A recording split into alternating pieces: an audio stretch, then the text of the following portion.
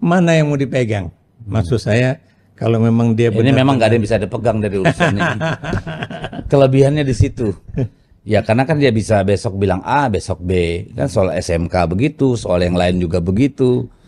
Ini soal SMA-nya ya, sebetulnya gampang kalau dia mau ngomong. Oh yang SMA 6 negeri itu. Iya, bilang aja bahwa SMA Udahlah, itu. Mas, Prof, kita capek ngurusin ini lagi. Terserah dah nanti ya. Yang penting ini memang harus clear and clean. Dan untuk nama baiknya Pak Jokowi sendiri, tolonglah segera klarifikasi pada publik. Ya kan? Ya. Supaya ini selesai nih kehebohan soal ini. Kalau buat saya termasuk yang meyakini bahwa apapun yang terjadi dengan ijazah Jokowi itu tidak akan mengubah apapun.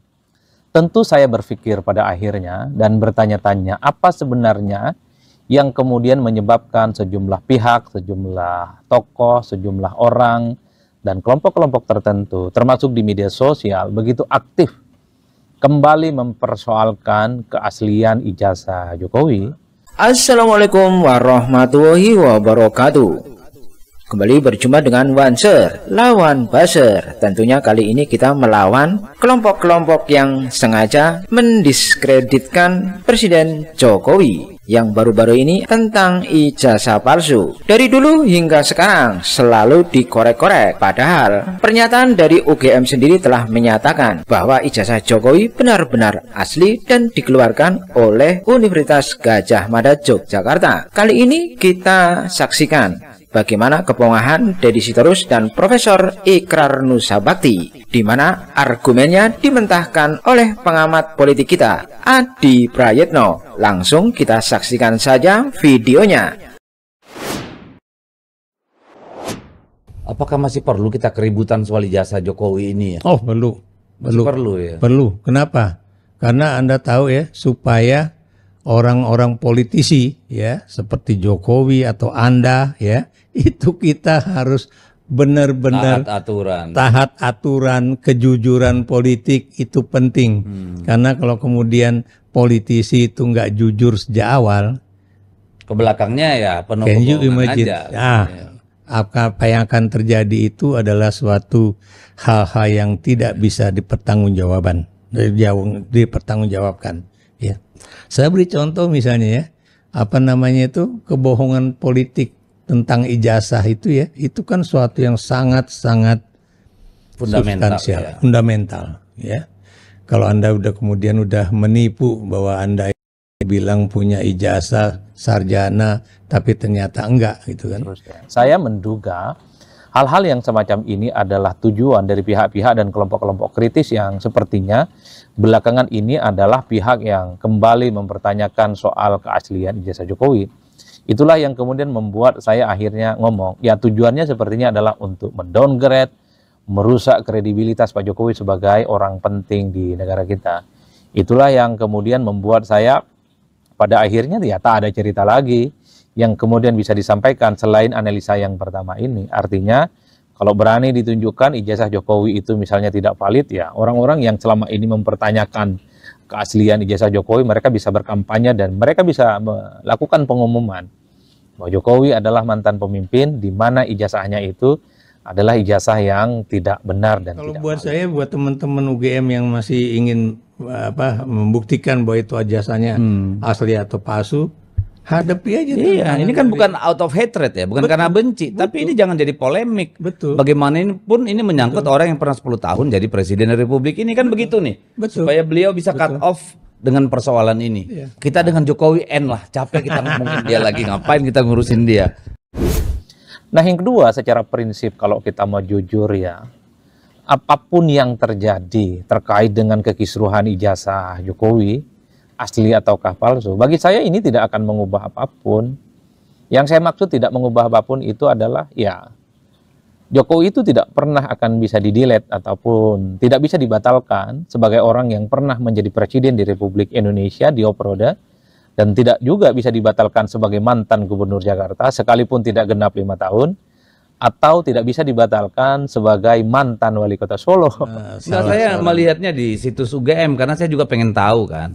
Ya kan bukan cuma Prof Ikrar atau yang lain aja yang tertipu. Kita kan juga tertipu di sini. Kita sama-sama korban, Pak. Iya. Gara-gara ini kita sering dituding. Kenapa kalian nggak periksa loh? Yang ditugaskan negara memeriksa keabsahan itu dengan kewenangan, ya toh, itu adalah KPU. Iya. Dan Bawaslu. Karena bagi saya secara prinsip ini tidak akan mengubah apapun dan sebenarnya perdebatannya sudah selesai.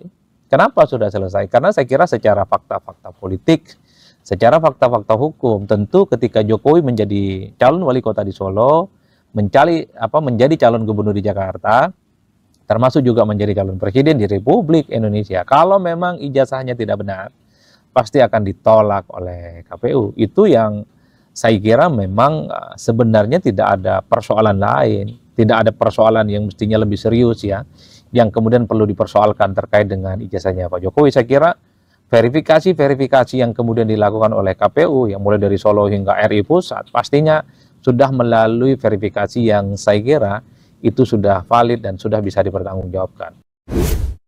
Tapi ini kan menjadi pelajaran juga buat ya, PDIP. untuk perbaikan undang-undang. Siapapun juga yang akan menjadi kader atau yang akan dikader untuk menjadi pejabat atau anggota legislatif adalah suatu hal yang mutlak bagi semua partai, apalagi PDIP, untuk mengecek latar belakang calon. Nggak bisa itu. Pak, kita kan nggak bisa pergi ke satu kampus minta dong ijazahnya si A. Nggak bisa Pak. Nggak bisa. Nggak bisa. Hanya yang bersangkutan yang berkepentingan gitu. Kecuali informasi itu memang bisa diakses untuk publik.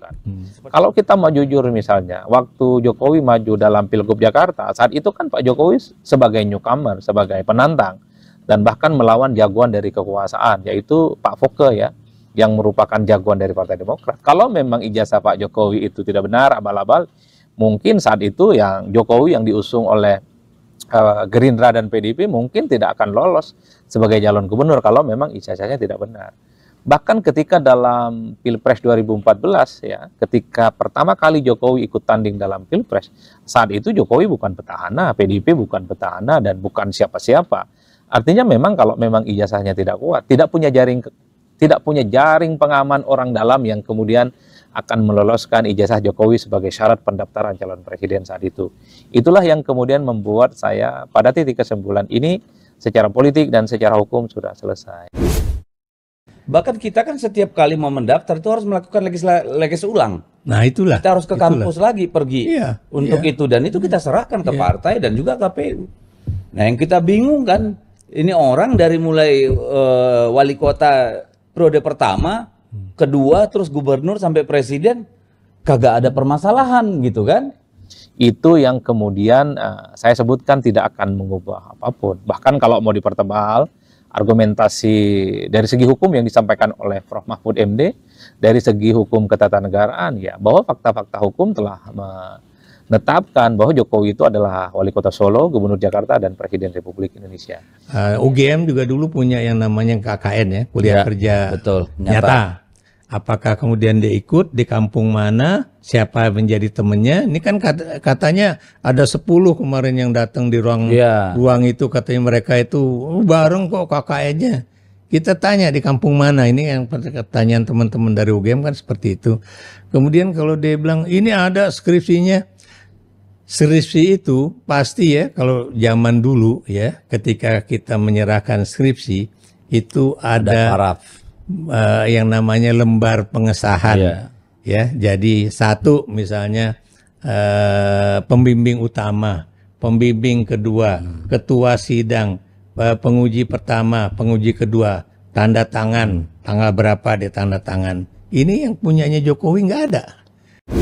Kalau mau jujur sebenarnya fakta politiknya, fakta hukumnya kan sejak kekisruhan ini dimunculkan belakangan ini kan setidaknya sudah mulai terkonfirmasi. Misalnya UGM sudah speak up ya, di mana dekan Fakultas Kehutanan UGM menyatakan itu adalah ijazah resmi, ijazah asli yang dikeluarkan oleh UGM sebagai bentuk bahwa Jokowi adalah sebagai mahasiswa yang pernah lulus di kampus itu. Itu kan fakta yang tidak bisa dibantah. Bagi saya sekelas UGM, kampus terbesar di Indonesia, ketika mengeluarkan pernyataan itu ya harus dikonfirmasi ya, kemungkinan bahwa itu adalah valid dan betul adanya. Nah, yang maaf saya harus ngomong berterus terang ya, partai Anda juga itu teledor. Loh ya. enggak, itu juga yang berkali-kali orang nanya. Ini kan PDIP, loh kita ini partai tidak ditugasi untuk memeriksa ijazah orang. Negara membayar yang namanya KPU, Bawaslu untuk menguji secara administratif. Itu yang kan nggak mungkin kita partai datang ke Kemendikbud, atau ke UGM, coba lihat dong ijazahnya.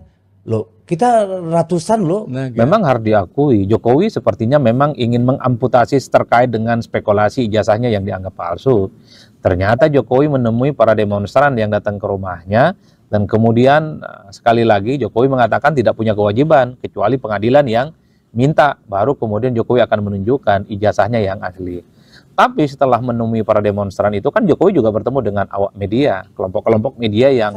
Nah, gara-gara ini buat saya itu memang harus ada pasal atau ketentuan bahwa kita jangan take it for granted bahwa kalau Anda itu lulusan dari universitas negeri, ya, itu udah pasti ijazahnya asli. Saya kira bagian dari salah satu juru bicara bagaimana untuk mengungkapkan kebenaran. Jokowi konon telah menunjukkan ijazahnya sejak ijazah SMA ataupun ijazahnya S1. Tapi memang sekali lagi, sekalipun ada dua fakta, UGM sudah ngaku, Fakultas Kehutanan menyebut Jokowi adalah lulusan UGM, sekalipun Jokowi juga sudah menunjukkan bagaimana ijazahnya kepada kawan-kawan media, tapi sekali lagi persoalan ijazah Jokowi asli ataukah palsu itu ternyata tidak kunjung selesai. Apa? Ya salah satunya adalah karena Jokowi melarang kepada kawan media untuk mempublikasikan dan memfoto ijazah yang sudah ditunjukkan itu. Itulah yang kemudian kembali menjadi amunisi seakan-akan bahwa memang ada yang ditutup-tutupi. Kalau memang asli, kenapa dilarang difoto? Kalau memang valid dan betul lulusan UGM, kenapa kemudian awak media dilarang untuk mempublikasikan? Kan kira-kira begitu. Artinya apa? Ketika dilarang difoto itu ijazah, itu kan menambah amunisi betapa persoalan terkait dengan kekisruhan ijazah itu tidak kunjung selesai. Atau Anda dari universitas swasta yang sangat terkenal, udah pasti ijazahnya asli.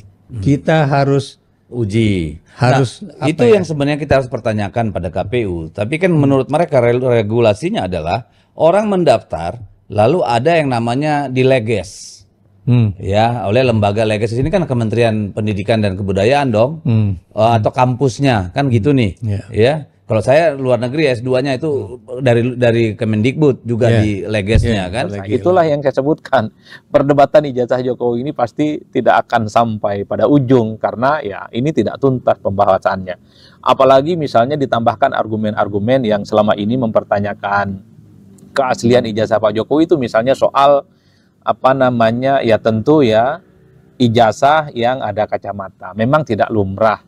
Di mana-mana ijazah S1 itu ya nyaris kita tidak pernah menemukan yang ada orang pakai kacamata. Sekalipun minus misalnya, itu juga tidak diperbolehkan menggunakan kacamata. Itu kan amunisi-amunisi yang selalu dibangun oleh kelompok-kelompok yang selama ini mempertanyakan soal ijazah Pak Jokowi.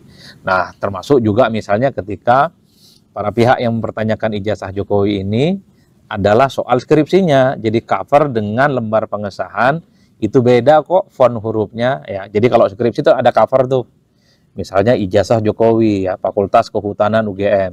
Misalnya fontnya di situ adalah font Times New Roman, tapi di dalam di lembar pengesahan sebagai sebuah skripsi misalnya itu kok ini hurufnya beda. Karena memang ada kecenderungan kalau skripsi, kalau font huruf yang dipakai itu Times New Roman ya, mulai dari cover hingga akhir itu sama biasanya. Tidak ada yang kemudian beda-beda satu sama yang lain. Kalau covernya itu misalnya pakai font huruf yang namanya Arial, maka sampai selesai, sampai menutup, bahkan hingga cover, itu juga biasanya legislasi. Jadi apa namanya? Dileges lah istilahnya. Ya. Legalisasi. Nah, itu kan harusnya tugas KPU ya, yang kemudian mengecek barang itu. Kan gitu nih, jangan masa partai politik kan nggak mungkin, karena itu urusan pribadinya kan. Lalu Bawaslu melakukan recheck terhadap temuan atau keabsahan yang dinyatakan oleh KPU. Kan untuk itu mereka dibiayai negara sebenarnya harusnya kan. Betul, itu yang makanya saya bilang pokoknya next time itu nggak ada cerita itu. Dan ini kan berulang-ulang di banyak daerah begitu, sudah menang tiba-tiba digugat ijazahnya nggak jelas. Iya. Kan gitu nih. Siapa yang harus bertanggung jawab? Masa kita partai politik? Kan gitu nih. Padahal sudah ada institusi yang dibiayai oleh negara untuk melakukan fungsi-fungsi itu. Ariel. Jadi hal-hal yang semacam inilah yang kemudian membuat saya pada akhirnya berkesimpulan bahwa perdebatan terkait dengan ijazah Pak Jokowi ini pasti tidak ada ujung. Karena tidak ada yang kemudian bisa meyakini siapa yang benar dan siapa yang salah. Tapi inilah realitas di Indonesia bahwa argumentasi itu selalu didasarkan atas posisi dan sikap politik seseorang.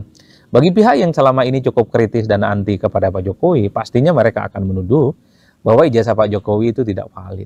Iya, tapi buat saya, apalagi partai Anda ini kan partai yang selalu melakukan yang disebut dengan kaderisasi. Akan lebih baik kalau kemudian calon-calon kepala daerah atau anggota legislatif baik pusat maupun daerah itu ditanya mana ijazah lo, dan kemudian kita harus ada.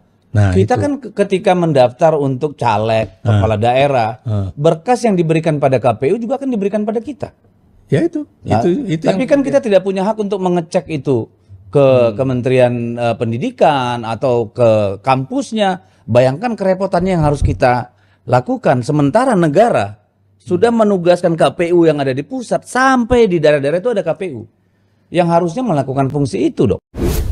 Dan pada saat yang bersamaan, ya, pihak-pihak yang selama ini menjadi pendukung dan loyalis Pak Jokowi, mereka hakul yakin mengatakan bahwa ijazah Jokowi itu adalah faktual adanya, itu valid dan tidak palsu. Ya, bukti-buktinya pasti dibangun argumennya. UGM sudah ngomong, KPU dari Solo, kemudian Jakarta dan RI sudah mengkonfirmasi waktu maju dan seterusnya dan seterusnya. Itulah yang saya kira memang realitas politik kita hari ini itu seringkali itu dibangun atas argumentasi di mana posisi politik seseorang itu terjadi. Jadi keyakinan politik seseorang di Indonesia itu seringkali di mana dua kakinya itu berpijak. Apakah dia bersama Jokowi ataukah dia berada di luar kekuasaan Jokowi. Itulah yang kemudian membuat saya pada akhirnya ya kebenaran itu dalam konteks ijazah Pak Jokowi dalam teori filsafat yang disebut dengan kebenaran yang relatif. Artinya apa? Kebenarannya itu relatif, ya tergantung orang meyakini masing-masing dengan apa yang dia yakini dan tentu dengan apa yang dia kenal dan apa yang dia kemudian konfirmasi pada akhirnya. In the end harus saya katakan, lalu di mana letak ujung untuk menyelesaikan persoalan yang terkait dengan ijazah Pak Jokowi? Ya tentu pengadilan. Pengadilan nanti yang akan membuktikan apakah ijazah Jokowi ini asli ataukah palsu, palsu ataukah asli. Saya kira kalau kita membaca media online sudah begitu banyak pihak yang katanya sudah melakukan gugatan ke pengadilan Solo kalau tidak salah, untuk membuktikan apakah ijazah Pak Jokowi itu betul adanya ataukah memang tidak bisa dipertanggungjawabkan. Dan sebetulnya dengan suatu sistem yang modern ya di Dirjen Pendidikan Tinggi itu sangat sudah digital mudah. Harusnya ya. Betul. Jadi misalnya ya nomor angkatan nomor ini Anda berapa? Atau nomor ijazah lah udah. Tinggal lihat ijazah langsung keluar semua. Keluar semua. Ada nggak itu nomor itu? Nggak ada. Jadi nggak perlu ribut-ribut kayak kemarin geruduk kampus UGM, sekarang ke rumahnya Jokowi. Fakta politik itu adalah fakta apa yang sudah terjadi. Toh sampai Jokowi jadi presiden sekalipun, ya tidak ada yang kemudian menunjukkan bahwa ijazah Pak Jokowi itu palsu. Yang kedua, sebagai masyarakat ilmiah, kebetulan saya dosen, saya peneliti, bagi siapapun pihak kalau mau jujur ya, ingin meneliti terkait dengan keaslian ijazah Pak Jokowi, silakan datang ke UGM. Teliti ijazahnya, teliti skripsinya, kira-kira begitu, wawancarai pihak-pihak yang terkait, termasuk rektornya. Jadi rektor ketika Pak Jokowi itu jadi mahasiswa UGM, wawancarai dekannya saat itu, termasuk dosen-dosennya, termasuk teman-teman kelasnya, wawancarai semua. Kalau itu yang dilakukan, baru kemudian bisa berkesimpulan, apakah itu asli ataukah tidak. Nah problemnya, banyak orang yang melihat dari jauh, mendengarkan medsos, mendengarkan pembicaraan di ruang publik melalui media-media online misalnya, tiba-tiba mereka kemudian meyakini, oh ini asli, oh ini palsu. Satu-satunya per hari ini untuk menunjukkan betapa ijazah Pak Jokowi lah, kira-kira begitu, tidak ada masalah, sebut saja asli, ya karena memang satu pengakuan UGM, yang kedua adalah verifikasi KPU mulai dari Solo, Jakarta, dan kemudian KPU pusat waktu jadi calon presiden.